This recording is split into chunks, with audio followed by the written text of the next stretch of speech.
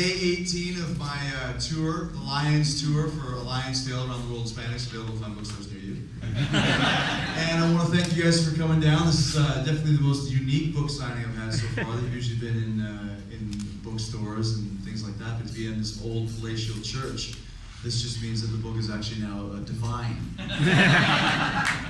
Which is very cool as well, because I just found out yesterday that A Lion's Tale is now a New York Times bestseller. Thank you very much.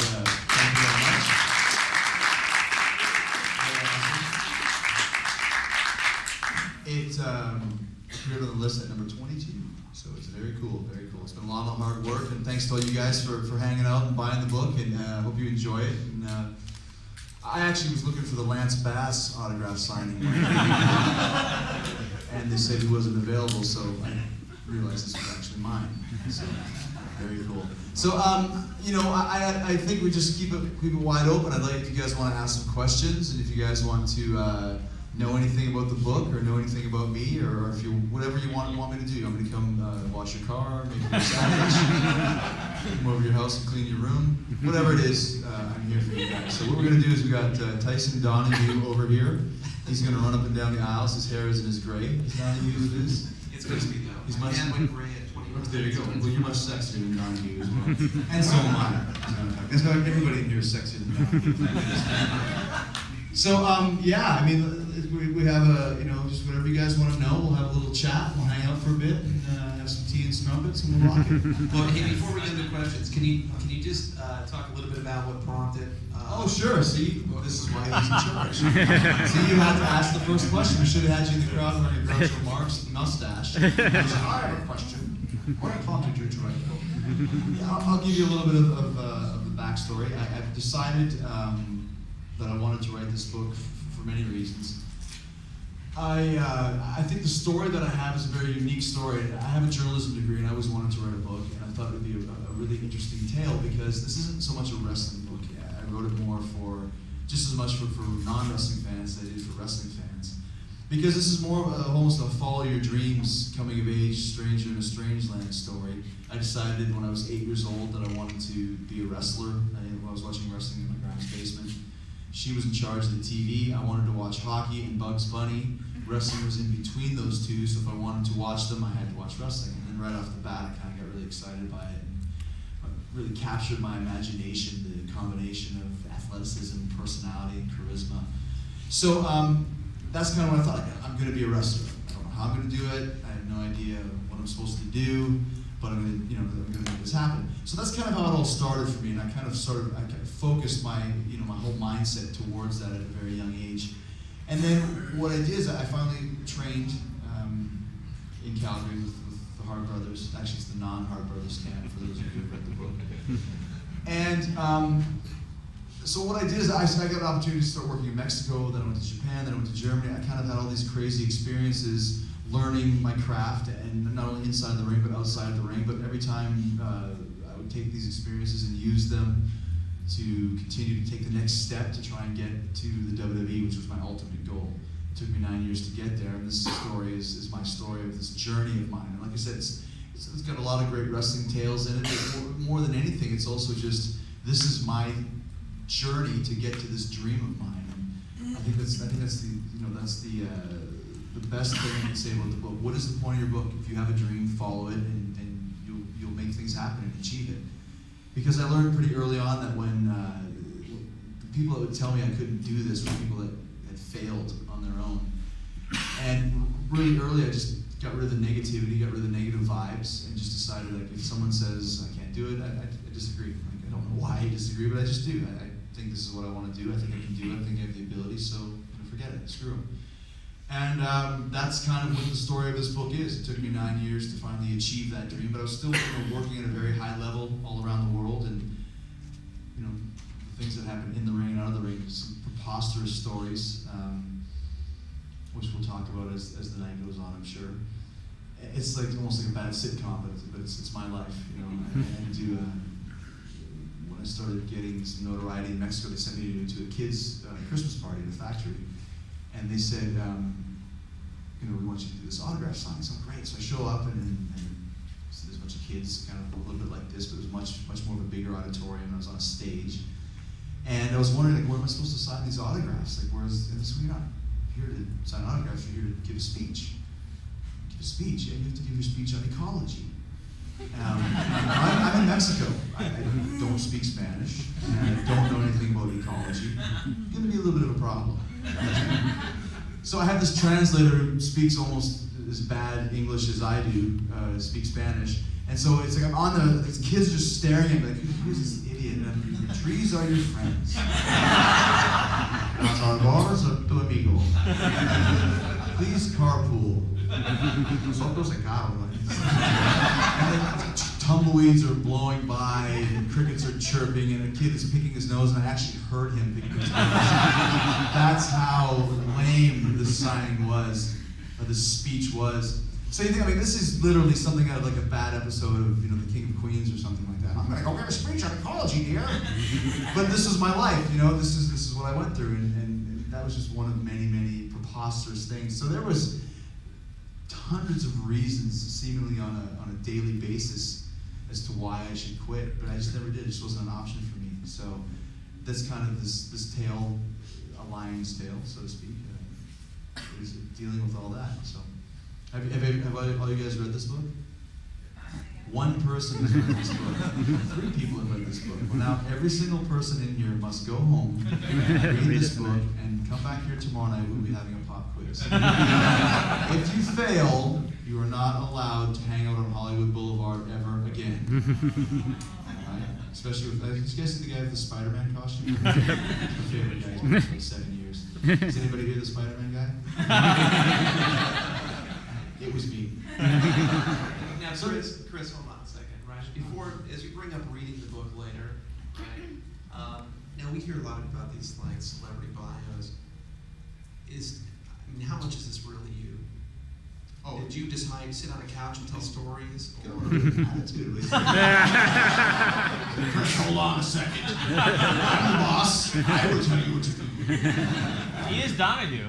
Yeah, that's right. I guess that's his show. I take a sip of water. He's there. That's some Spanish too.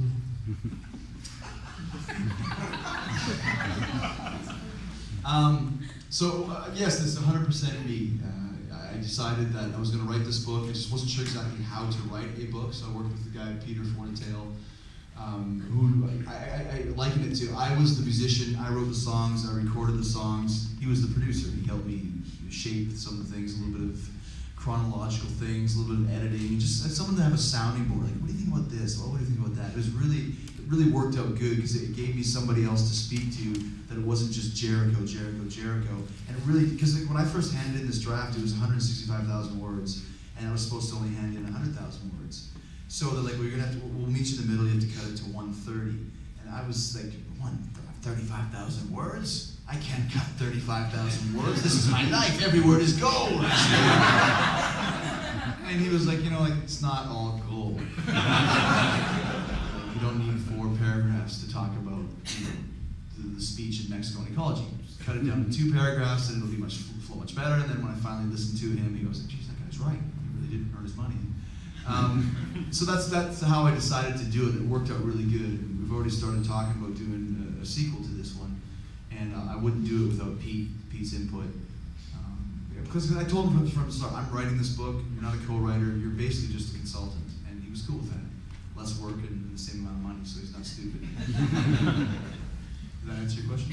Absolutely. Because if it doesn't, I'm afraid you're going to run over here. Well, I just wanted to mention, I get the sense that this is just a real genuine book, and we talked about this earlier, and I just wanted to make sure that people understood that this isn't just your run-of-the-mill celebrity bio and tale thing. Yeah, I think that's one of the reasons why it resonates that way, is because A, I did write it completely myself. B, there's a great story there, and like I said, it's not just for wrestling fans. It's for, you guys are late.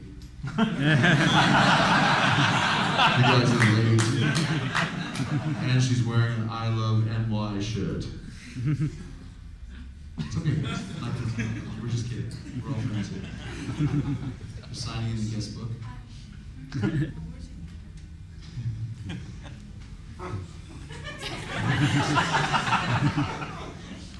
Tyson, I'm trying to tell a story right now. I'm just kidding. The story I had to tell, I think, was so unique. And it's almost like the last of the Mohicans of a guy coming into the wrestling business this way.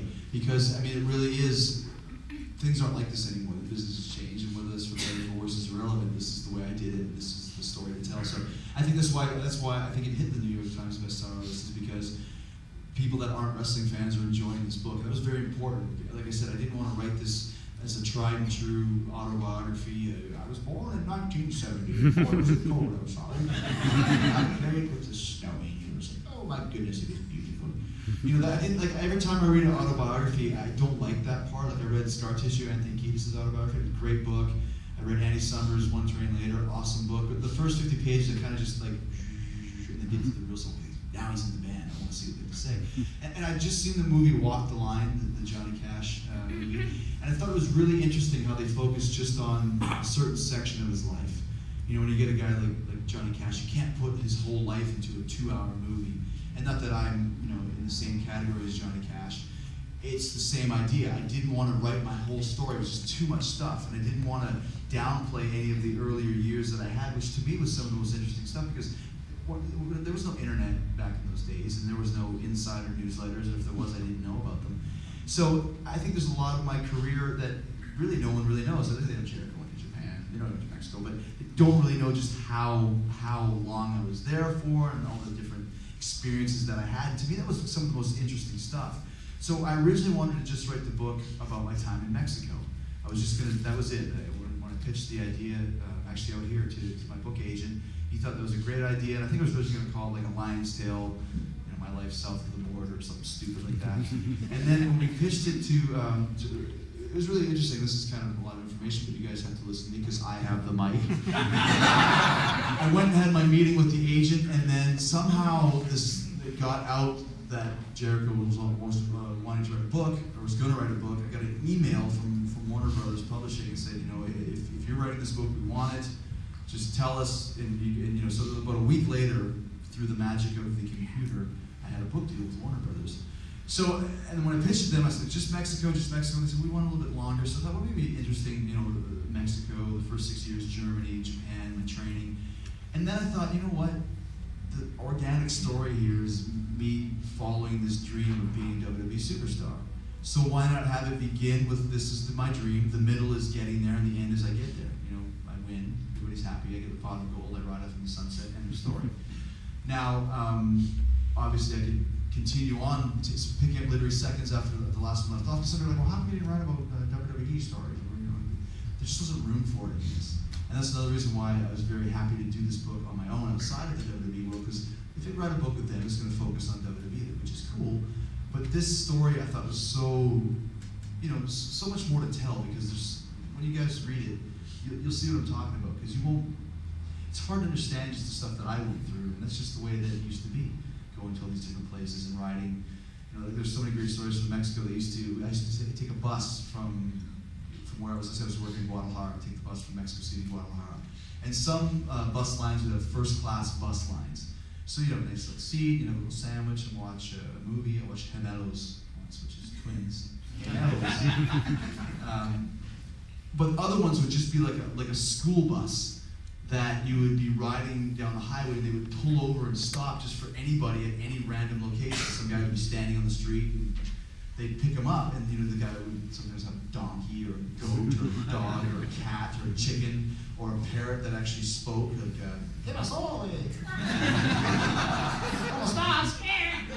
we're sitting on this bus, and there's like no seatbelts. It's a school bus, and there's 2 in each seat. There's people standing in the aisleways, and there's animals clucking, and there's cages of birds, and there's poop everywhere, and you know, las pupas.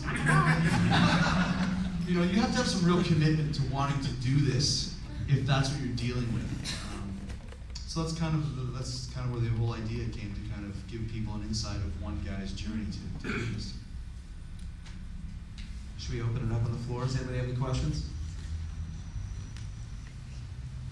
I found it interesting when reading your book how you were in WCW and you said you were waiting for the call to WCW Nitro, and how when you finally got that call, you did the Nitro dance. So that if we wanted to see it, we can ask for it.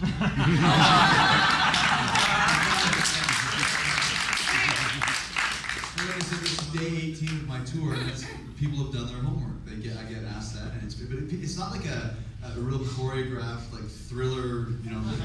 waiting. It was basically just me marching around my apartment, just like going, Nitro. They never called me to be on the show. And I would literally sit by the phone like a jilted lover waiting for the call from the the significant other, like, please call. And the phone, like, hello? No, I don't want any cable. That's what it was. And then finally, when they actually were there, it was Paul Orndorff. It goes, Paul Orndorff, you're going to be on Nitro this week. Yes, Nitro. Look at myself in the mirror and just like, Nitro. I'd be looking back going, because it just wasn't doing anything there. It was like just the lamest thing ever.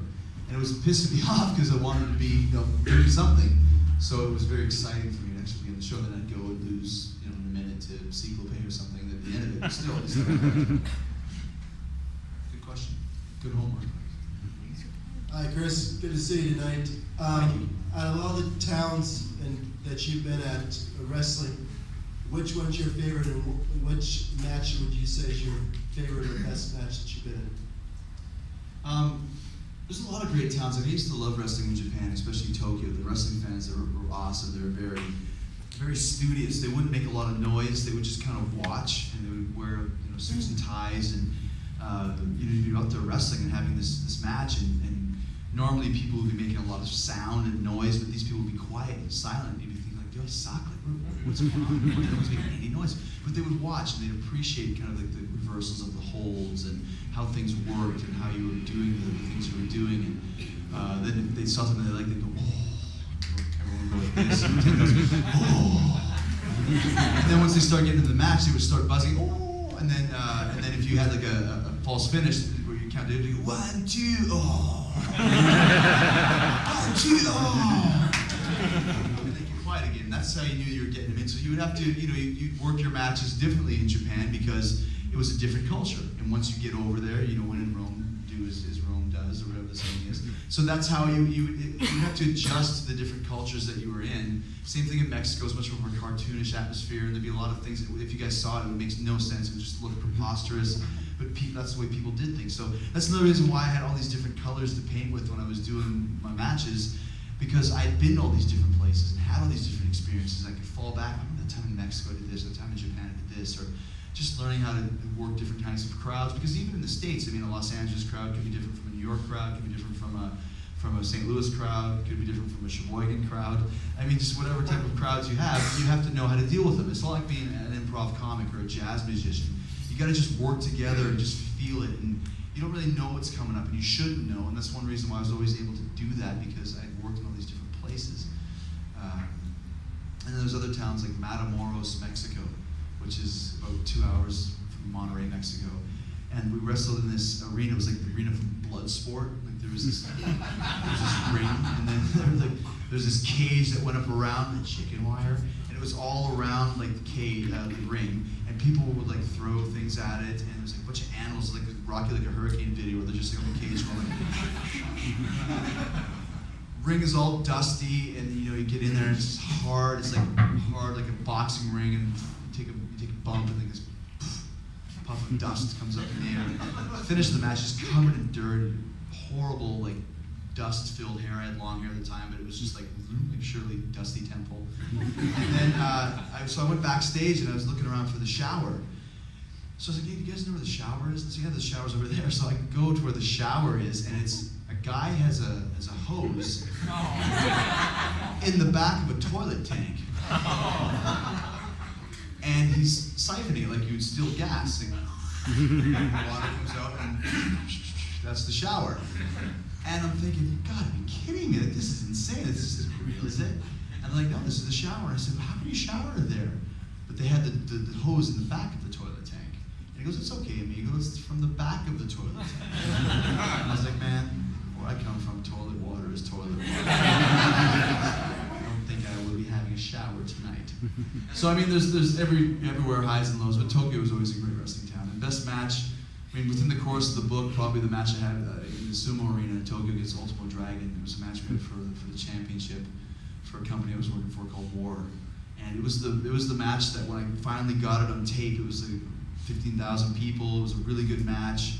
I won the title, so it was like the perfect resume, perfect audition tape to send in, and that's how I got the job. Mick Foley was at that match. He took the tape to Paul Heyman. That's how I got into Paul Heyman into ECW.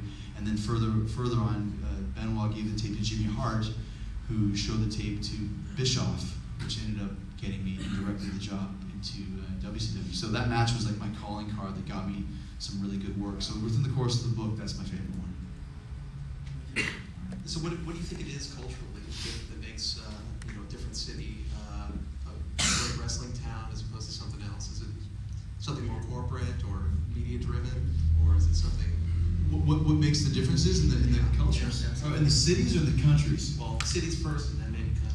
Well, if you take a place like Mexico or Japan, obviously the big cities are the media centers, and they both had television coverage. So Mexico City in itself is I think it's the biggest city in the world. It's one of them. And there was, like literally on a Sunday afternoon, there'd be 30 different wrestling shows all just in Mexico City. So you could, like I worked a bunch of times 4 matches on a Saturday. I'd have a 10 a.m. match, 2 o'clock match, a 6 o'clock match, and like a 9 o'clock match. You just go for, you wouldn't even change your gear. You would just, have your match, take a shower out of the toilet, match, and then you kind of bump around. So it was such a huge part of the culture, because not only as, it's a big family thing there, where, Saturday afternoon we'll take our family to the lucha matches, just like you would take your family to the movies, and they actually have a day in Mexico City called Kids Day in all of Mexico, and Kids Day is when the huge shows are, because all kids go for free, and it's very much a part of the cultural fabric of the whole nation. There's a guy there called El Santo who's like the most popular figure. I can't even think of who he's like here, because it's not even beyond wrestling. Like if Tom Hanks passed away, or if or not even that, like Kennedy or somebody like that huge. I can't even know who's the famous, like Elvis, like an Elvis type of thing. Like just he's the hugest star ever, and that's just part of the culture. And all the people there wear masks. I never wore a mask. I was always expecting, like, oh man, like when I first went to Monterey, like, maybe I'll get like a cool, like maybe a robot mask. Like, spider webs will shoot out of my fingers, and I'll have a really cool, like Gene Simmons cape or something. Instead, I got there, and the promoter handed me this little yellow ball of spandex that was the size of a Speedo. And you wear these.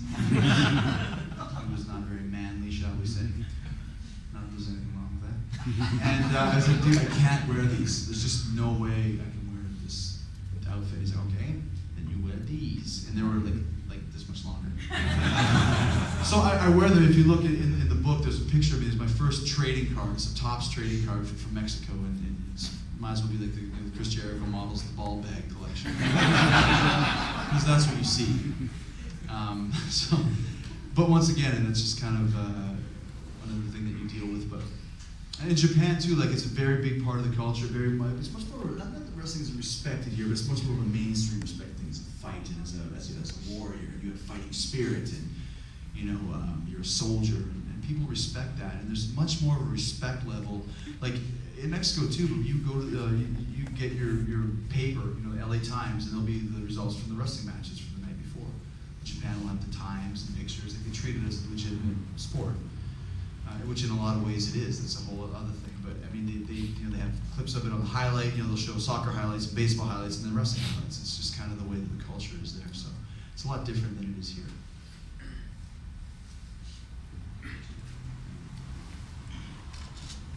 Hey, how you doing, Chris? How you doing? I got 2 questions. One, will you show me the Scott Norton arm wrestling trick? Yes, another good question. You guys have done your homework. For those of you who haven't read the book, I left 2 little questions. Like I talk about Nitro dance, and I was too lazy to describe it. So if you want to know what it is, just ask me. And the other one was the secret Scott Norton arm wrestling trick, that I became the arm wrestling champion of Monterey, Mexico, because of this trick that I learned. I've never lost an arm wrestling match, so I'm not going to have any more ever again, because I'm not going to take the chance of losing. But I will show you the arm wrestling secret. Right on. All right. Second question is, with the state of wrestling being the way it is now, with territories, they dried up and it's hard to get into Mexico and Japan, if you had to start your career now, how would you go about it? Yeah, that's a really good question, man. It's a lot of people ask me, like, how do I start, or what do I do? And I always say, go to wrestling. So where should I go? I don't know, man. Like, I haven't been in wrestling school for 17 years. I mean, there's some places to go, but it was getting harder back then because how the business used to work. There was a lot of little territories all around the world and all around the States and everywhere else. You would just go from territory to territory. Then Vince took over and bought up all the territories. There was just his company, but there's still WCW and there's some other ones. Slowly gets smaller. Then Smoky Mountain is gone, and ECW is gone, and then WCW is gone. So now you have the WWE. But even when those territories were drying up, like for me, I could go to Mexico. There's a lot of foreigners there. I could go to Japan. There's a lot of companies that were using foreigners on a steady basis. Europe had a great system there. You could go there for 6 months if you wanted to. Europe is closed, and Mexico still uses foreigners, but not as many. The peso crashed there back in '94, and it really ate up a lot of the profits you could make there. And in Japan, I mean, they're really into the shoot fighting now, and wrestling's kind of become passe. So it is getting harder and harder to start. And if I was starting today, I'd find a really good wrestling school, go get trained properly. Don't go to Dirty Danny Schwartz Wrestling School. If you haven't heard of the guy, don't go to his wrestling school. If I'm going to go to learn to play guitar, I'll go to the Guitar Institute and take a lesson from Eddie Van Halen. I won't go to Stinky LaRue down in his basement. I think you got to look at it that way. And Lance Storm has a school, and the Dudleys have a school. So there's places that you can go, but it's a lot harder now. I think even if you did go to a good school, get some basic training, then you try maybe go to a developmental territory for the WWE, maybe in Florida or in Louisville. And then just kind of go from there. Like a lot of guys, they work for 6 months to a year, and they're on the main show. And not that it's their fault, but they're just not ready. They just don't know how to handle it. They're just not good enough yet. Back in my day, I used to have to walk both ways to school, uphill on the blazing blizzard. But when I started, by the time you got to the WWE, you were ready. Like you had years of experience, and you were cutting heads and hurting feelings by the time you got there. It's not like that as much anymore. And once again, that's why my tale, so to speak, is very unique because it's the last of the Mohicans. I think my book and Brett's book are the last two books you're going to see that deal with it, going through the business this way. So I think it's a lot harder now, I would think. A lot less opportunities. So. Oh, and the arm wrestling trick is when you lock up with somebody, you cock your wrist like that, and then you have the whole leverage. And if you go like this, you just have this, but if you go like this, you have all of this. And they don't even realize it. That is secret. Don't tell anybody. Don't put that on YouTube. Film in person. I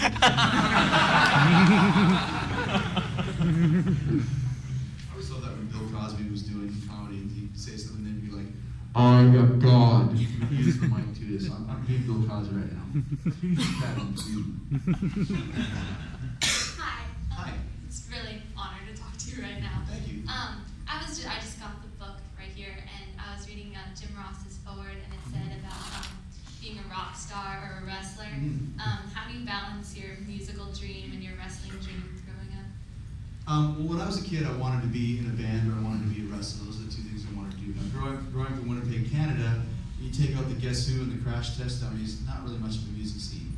So it wasn't like you could just go and be in a band. In wrestling, at least I knew that there was some places to go, and that's kind of where I focused on going into that.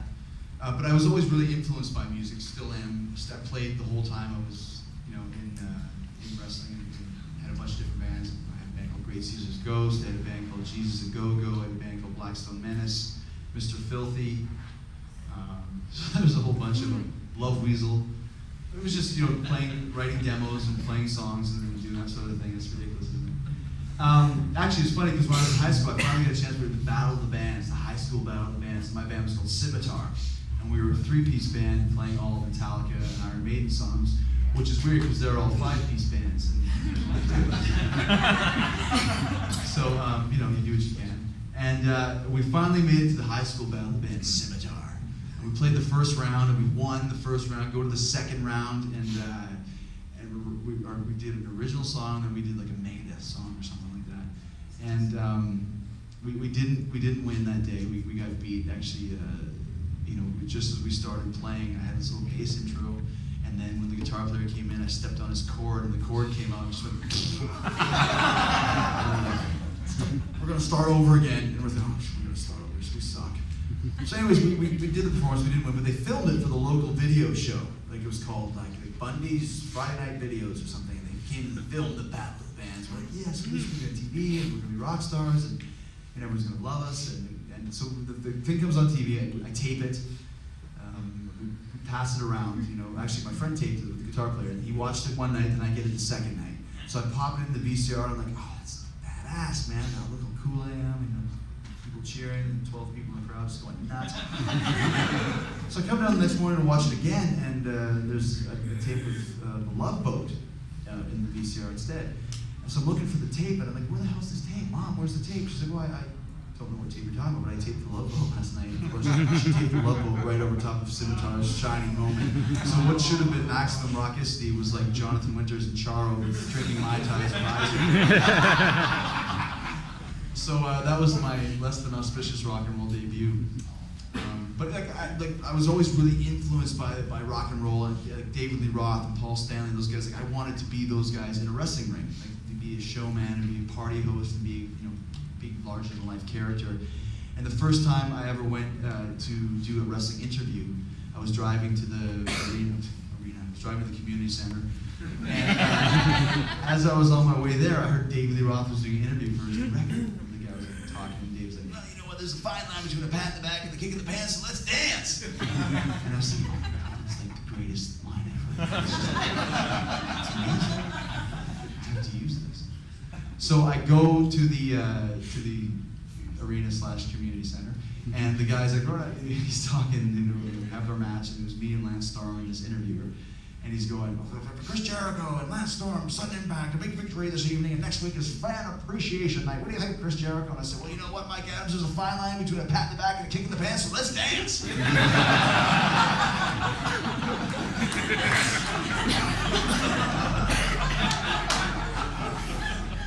And the interview's like, what? And Lance Storm was like, what? And I'm like, what? Diamond Dave, save me, what do I say? And the only thing I could think of is the promoter had told her beforehand that next week the midgets were going to be on the show. Push them midgets, people love them midgets. So all I could think of to say was, was to finally pat back to the past, let's dance. Then next week we got midgets coming. So that's when I learned that the Diamond Dave style of promo wasn't for me at that point. That's what you have to. I gave you a big lesson. You have to commit. I mean, it's like being an improv comic, or if you're gonna do something, or play a character, or play a part of acting, you have to commit to it. Make people believe it. And that's what I always did with Chris Jericho. I mean, I was playing a part of Chris Jericho. People say, "How can you be Chris Jericho when you're playing a part of it?" It's like, well, Seinfeld was Jerry Seinfeld in real life, and he played Jerry Seinfeld on the show. Similarities, but there's two separate characters. He's playing a character. That's what I was doing with Chris Jericho, and I couldn't make that pat in the back line stick because I just didn't know what I was talking about. But then fast forward 15 years and I'm saying I told rock and rolla and never ever and all this preposterous stuff that makes no sense whatsoever. People love it. Ass clown, what does that even mean?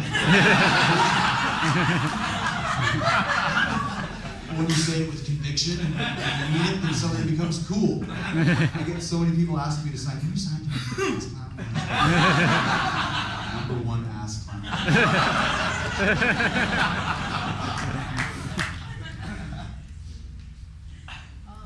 Jericho, Hey, what's up? how was it working with the Ultimate Warrior in WCW?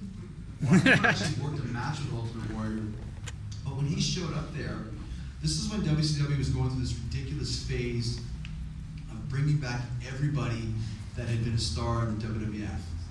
And WCW, like, they really reminded me of a, you can sit down if you want, bud. Relax. It reminded me of like a guy who wins $1 million and then goes and blows it on, hookers and broads and drugs and whatever in Vegas, and then like has nothing left, and then wakes up the next morning and goes, man, I've got nothing. Like, I didn't put any money in the bank, and I have no investments, and I have nothing for the future. That's what WCW was like. They had all of these assets, but they just blew it, and they were left with nothing. And one of the things they were doing was bringing in all these guys, Virgil, DiBiase, Mike Rotundo, Brian Adams, God bless him, but all these guys that like were stars in WWF, but not like massive stars. They just bringing in everybody, and Ultimate Warrior was one of them. And when he came in, I mean, it was cool, like Ultimate Warrior, like that's pretty cool. Like everybody loves Ultimate Warrior. I hadn't seen him in a while, and he showed up. He was really nice. Like he was really nice to everybody. I'm a big fan of your work, and that sort of thing. But I remember before his first appearance, I saw him at the catering table, and he had a cookie, and he had the cookie. And he crushed up the cookie into like a bunch of little pieces, and then he took it and went, smelled the cookie. He smelled the cookie again, and he was like, "What the hell is this guy doing?" Throws in the garbage, and that's it. It's like, what's he doing? He's like, that's how he eats dessert. He doesn't want to actually eat anything, he just smells it. And it gives him the sensation of dessert, so automatically thinking this guy's just insane. And he had also changed his name legally to Warrior, so that Vince couldn't stop him from using the name Ultimate Warrior. So he's like Warrior Hellwig, is what it says on his license. So then he goes into the ring, it's his first night, and they have this trap door in the ring.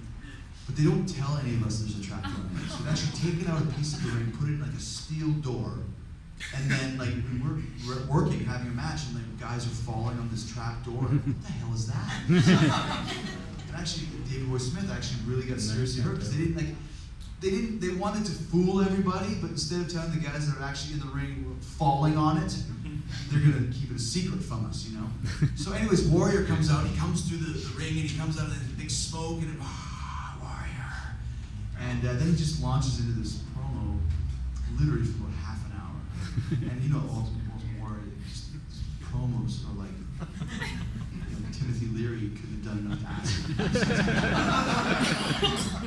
Hulk Hogan, the stars shining, Hulk Hogan, the jungle is moving, Hulk Hogan. Look into the streets, Hulk Hogan, and see the snakes of destiny. Like, snakes of destiny? And then you can see people like this, and then like this, and then like this, and like this. And it's worse than Jericho doing an ecology speech in Spanish. So in the course of this 25 minutes, he went from the biggest name and the most anticipated return to like get this guy off the tube now, and that was the end of it. He was done. That was it. So that was my experience. That's about it. You know, maybe crush your dreams or shattered. I was a huge Warrior fan. When he first came out, he had like long hair and he looked like a rocker and that was my guy. Anybody that had long hair, I liked because all the rock guys had long hair. How you doing tonight, Chris? Hey man, how you doing? Great Warrior story, by the way. But, Great what now? great Warrior story. Oh, thanks. Yeah, 'cause I heard about it. So, yeah, because I'm also a local worker down here. I'm originally from the South. So, you're one of the few people that I actually mark out for. As you should. Yeah. Bad with all of that. But I'm only about, 6'1", 220, and I've been in the ring with some big guys. And I've been in the ring with a lot of guys that you've been in the ring with. So I was just wondering, what was it like for you to be a smaller guy in WWE in the land of giants? Yeah, I'm 5'11", 220 for a while, 215 around there. But I think we were maybe 225 at one point. But I mean, I learned early on, man, that like I was never gonna be the biggest guy, and there's nothing I could do to change that. There's no miracle pill that I could take that was gonna make me grow to 6'8". You know, it just wasn't gonna happen. It wasn't in the cards. So I mean, how am I gonna start? And this is why, like, when I first wanted to be a wrestler, I had no idea how I was gonna do it. Like, how am I gonna do this? I'm just gonna do it, but I don't really know how. You know, I'd like to build a church someday too. I just don't know how to do it. Hopefully, someone will teach me and I can pick it up. So I actually built this church.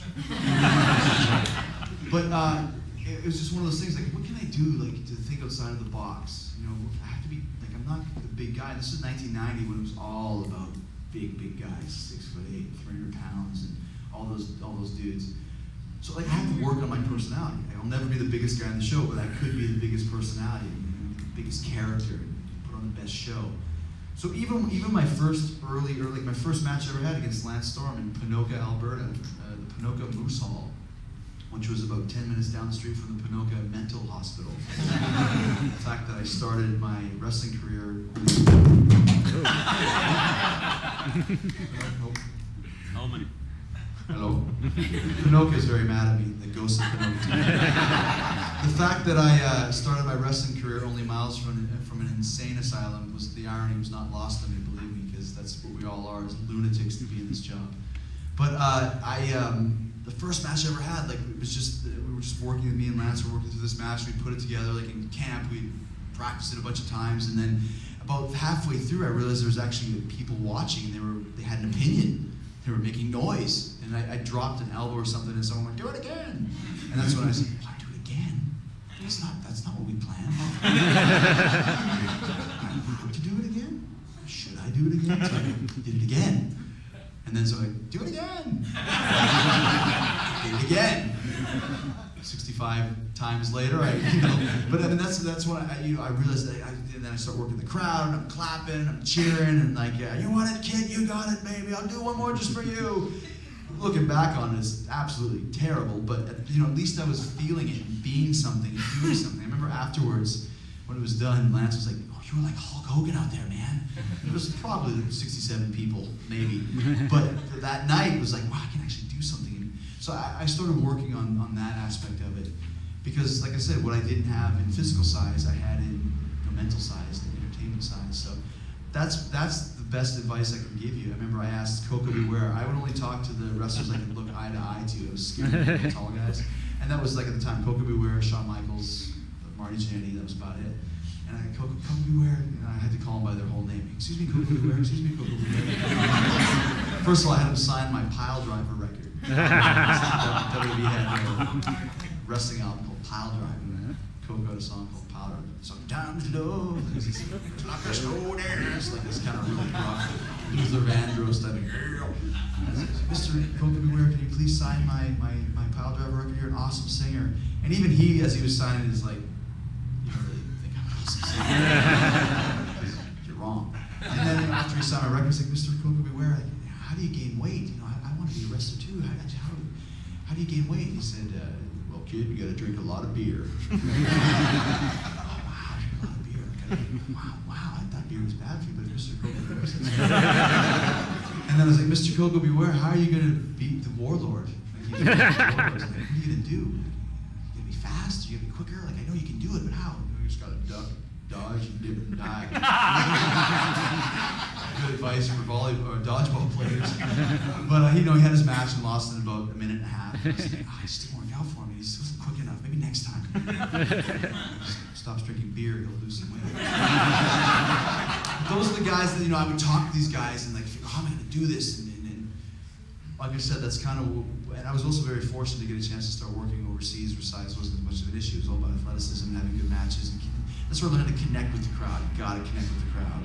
And is the Phantom here? Smokes. He's up in the rafters.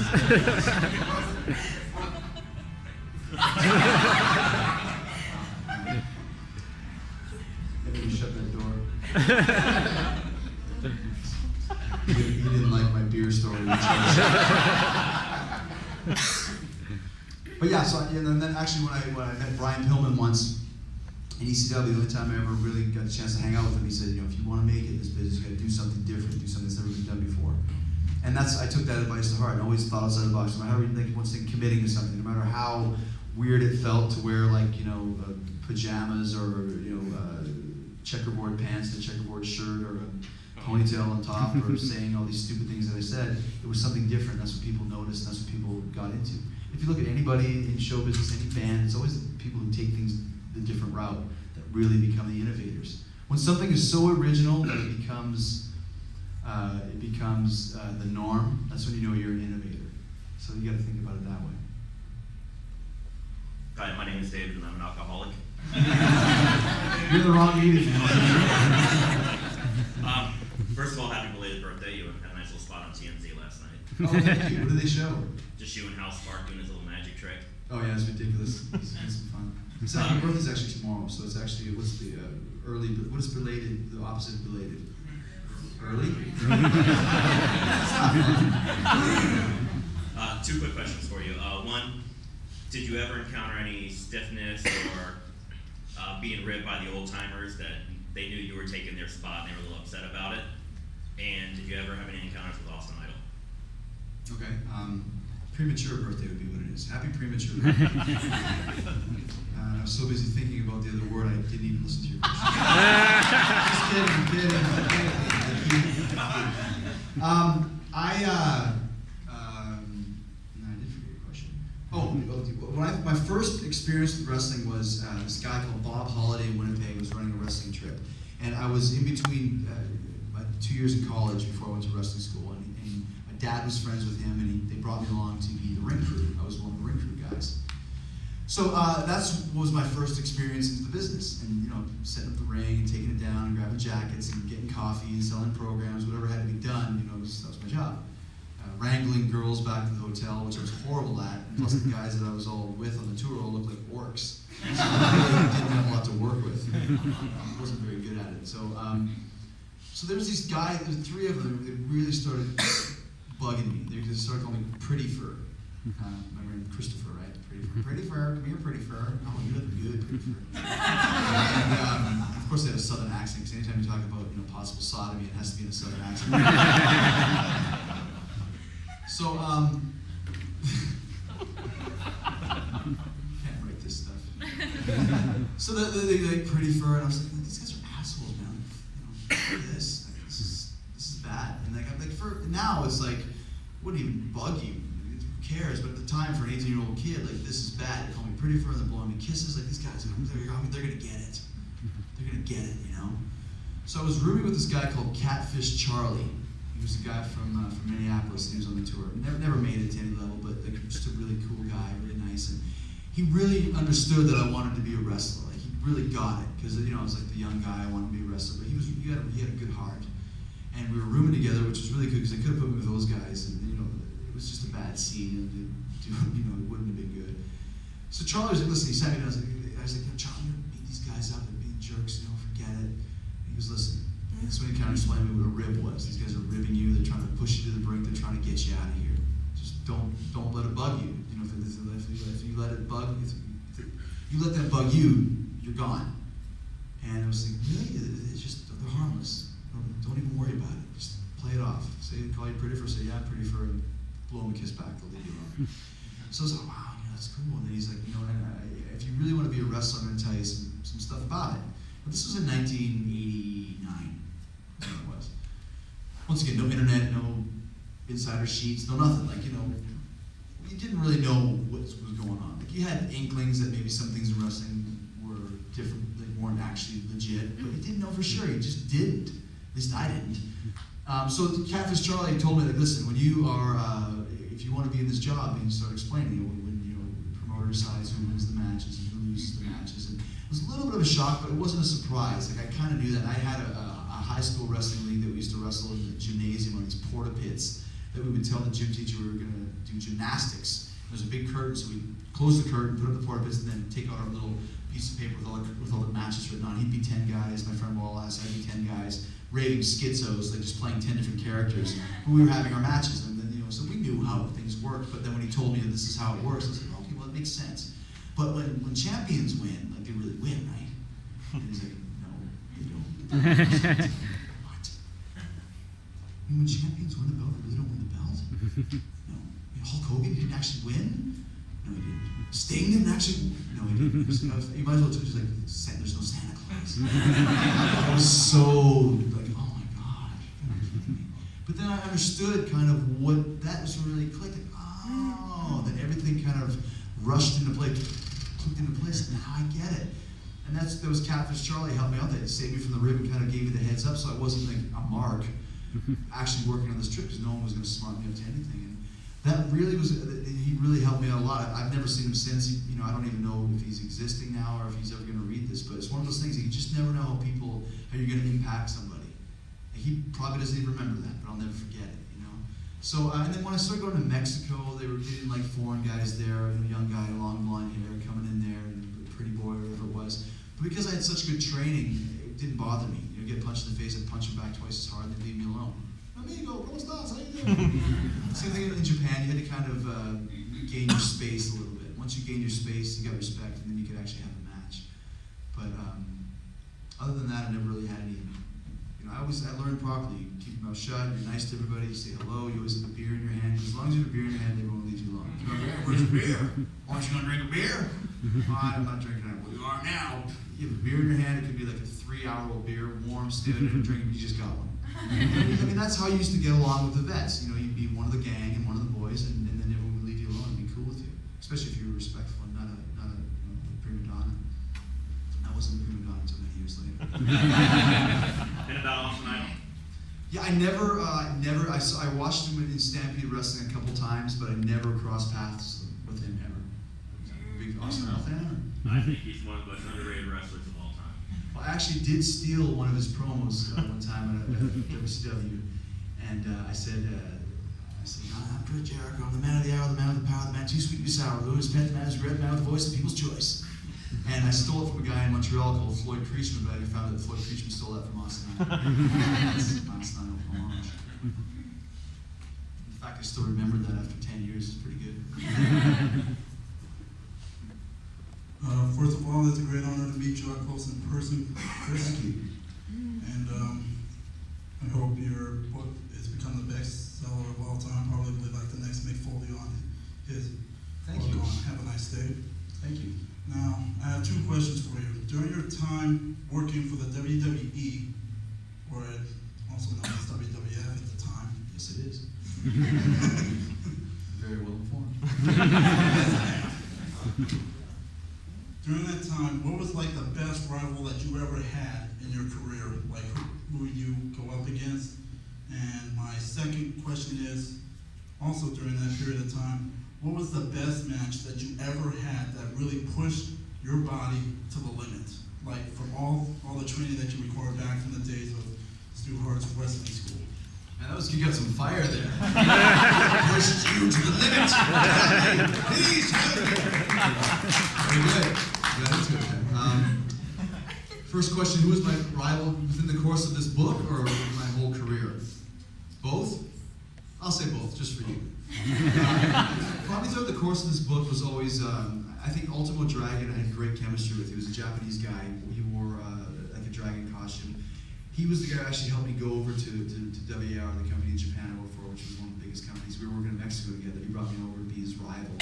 And we just had great chemistry. He was a great baby face. I was a great heel. We knew each other's styles. We had a real hybrid Mexican, Canadian, Japanese, European style.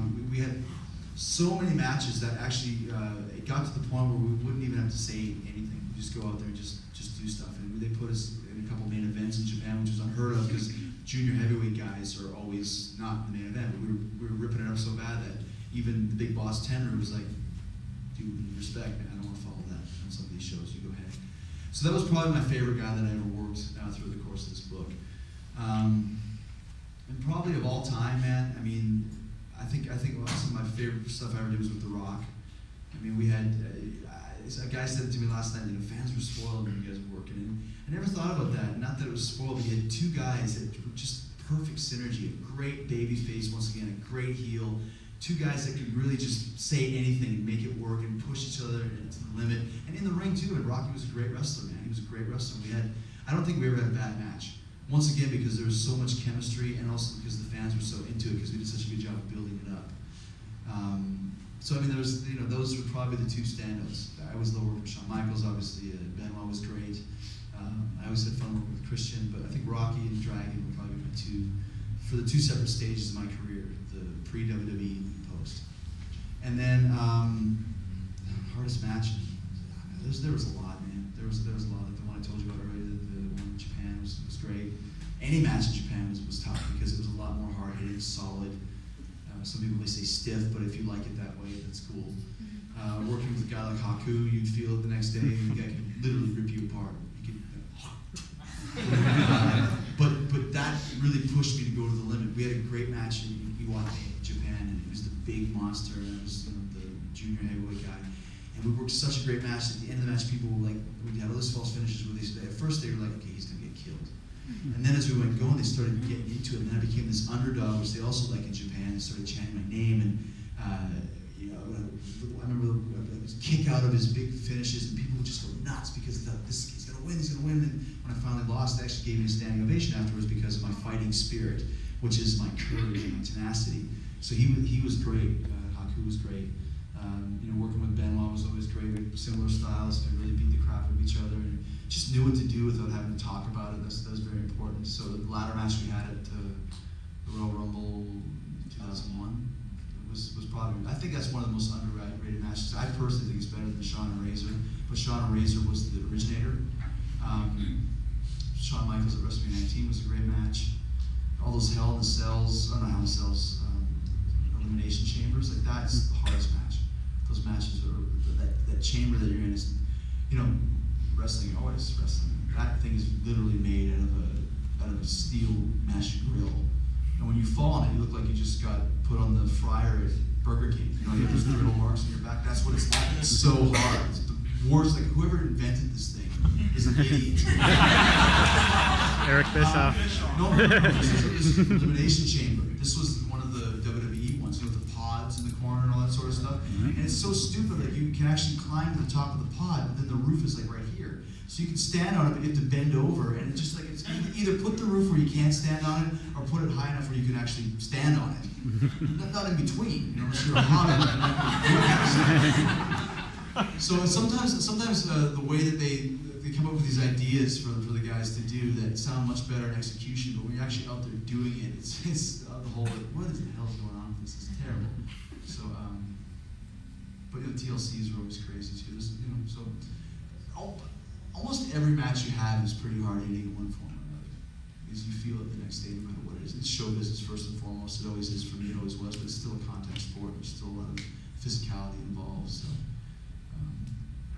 any match you have is you feel it.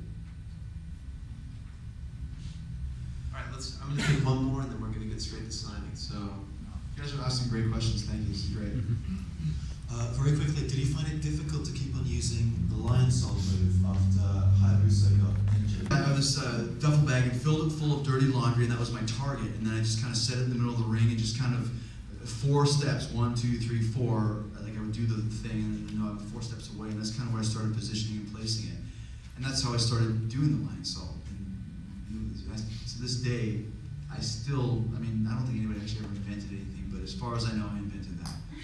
And I'm taking credit for it. So Hayabusa and we used to train quite a bit. He was living in Mexico City at this little, it was called Pension Amigo. It was a place where all the Japanese guys lived. Like all the Japanese people that were in the country in that area lived there. And we used to go and meet up, and we'd go to one of the arenas and just practice. We ended with Dragon too. That guy was so agile. He could do like a springboard shooting star press. He could do a running shooting star press, which nobody could do at the time.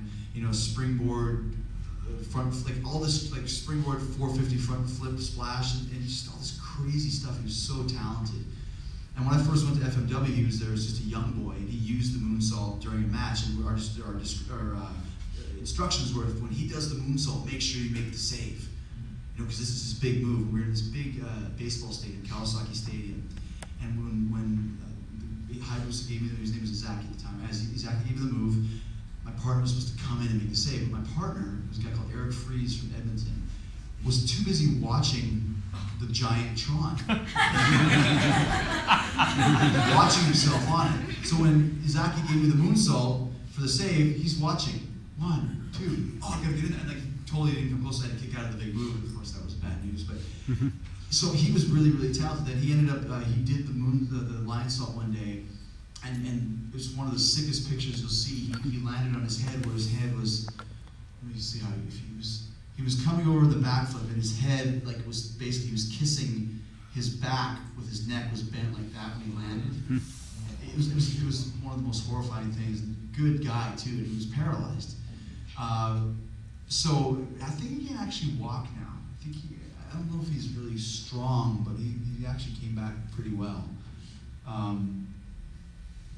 But it's one of those things, that's happened to me a couple times doing that. One time I did it and the rope just exploded, and I just kind of fell backwards. It actually happened on another time on a WWE pay-per-view where I jumped the second to do a drop kick, and the whole thing just exploded. Then another time I remember I was wrestling Kurt Hennig, and I went to jump, and I slipped off, and I kind of really landed kind of in a crab position. And so I was really lucky that those things didn't happen, but it's just one of those things. You just take your time and get your footing, and don't rush it. After all these years, I've probably done it 1,000 times, 2,000 times maybe. So it's just one of those things that you just do it. You know, and when I asked Shawn Michaels in 1986, how do you do a backflip off the top rope? Just do it, brother. I figure why he called me brother. Seriously. That's brother. But that's just it's like being a gymnast in a lot of cases. You just gotta be fearless and just go for it. If there's any hesitation, there's a lot of moves over the years that I just dropped or stopped doing or changed because I just couldn't do it like I used to. Or just something changed for me. I used to do I'd jump straight to the top rope and do a drop kick with the guy who was on the apron side. I changed it to jumping to the second rope because I was starting to jump to the top rope but not making it all the time. And I don't know why, but you got to get rid of it. You can't be out there doing that. It's like screwing up a guitar solo if you're Van Halen or something. You just don't do it. Just switch it. So, but the lion salt was never really bothered me. I felt bad about Hayabusa, but I just don't think about it. Just do it. Say a prayer before the match and just don't think about it. Right on. Okay, so let's give Chris Jericho a huge round of applause.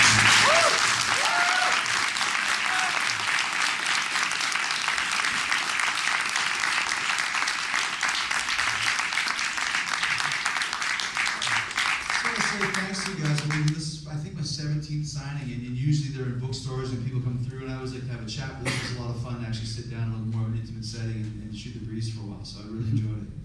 Good questions, guys. Thank you. And we can continue that in the line. So, I don't think we have to go for super organizations. So.